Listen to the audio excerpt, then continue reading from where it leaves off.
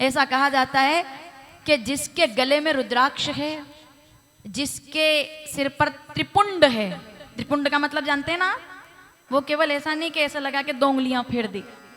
आप देख पा रहे होंगे, त्रिपुंड मतलब 3 उंगलियों से चंदन में लेकर के ऐसे आप आकृति बनाते हैं। उसके बाद अंगूठे से 1 2 3 करेंगे तो 4 रेखा नजर आएगी आपको, है ना, 4 रेखा नजर आएगी, उसे त्रिपुंड कहते हैं।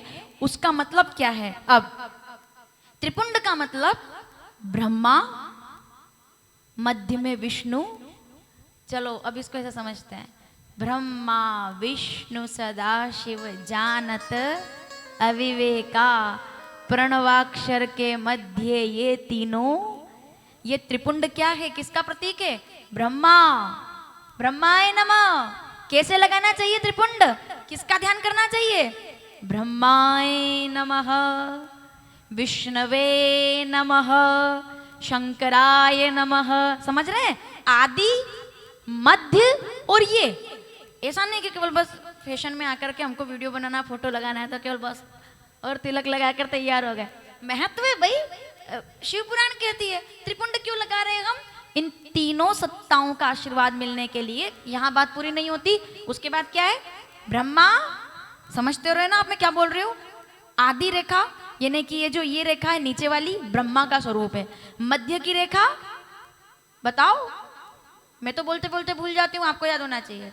मध्य की रेखा नारायण भगवान का स्वरूप है, और जो ऊपर की रेखा है वो महादेव, भोलेनाथ, आशुतोष, नटराज, विश्वनाथ का स्वरूप है।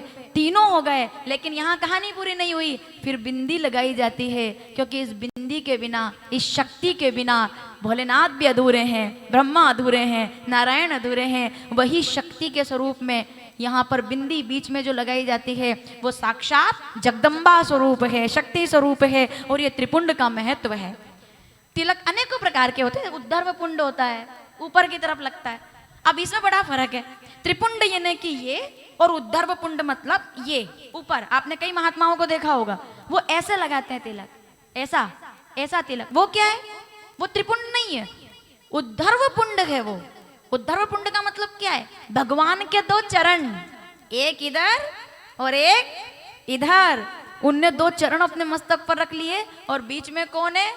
तो लखन सिय, लखन राम लखन सिय सोहत कैसे कैसे कि ब्रह्म जीव विच माया।